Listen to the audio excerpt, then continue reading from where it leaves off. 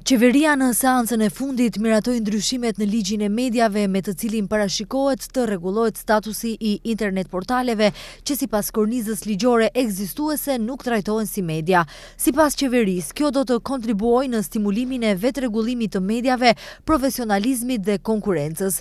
Propozimi për ndryshimin dhe plotësimin e ligjit për media synon të forcojë konkurrencën në hapësirën mediatike dhe të zgjidhë problemet ekzistuese me portalet e internetit, duke krijuar një kornizë ligjore që I njeh ato si të tilla, përkatësisht duke përcaktuar rregulla të qarta për themelimin dhe regjistrimin e tyre, njoftojnë nga qeveria e Maqedonisë së Veriut.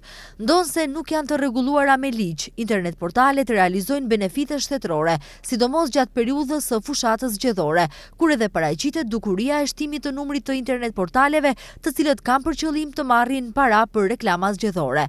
Sipas raportit të KSZ-s në zgjedhjet parlamentare të vitit të kaluar, mbi 150 portale kanë fituar gjithsej 811.000 euro. Me ligjin e ri parashikohet që të krijohet një regjistër I udhëhequr nga Agjencia për Shërbime Mediatike, Audio dhe Audiovizuale, ndërkaq portalet që do të duan të identifikohen si media do të duhet të hyjnë në regjistër.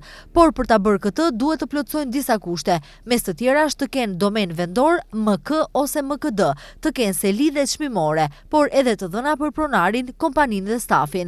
Për të futur në regjistër, gjithashtu portalet duhet ta plotësojnë edhe kushtin që të kenë së paku 3 të punësuar. Megjithatë mbetet të shihet nëse do të ketë ndonjë ndryshim apo jo, pasi që I njëjti duhet të miratohet në kuvent në periudhën në vazhdim.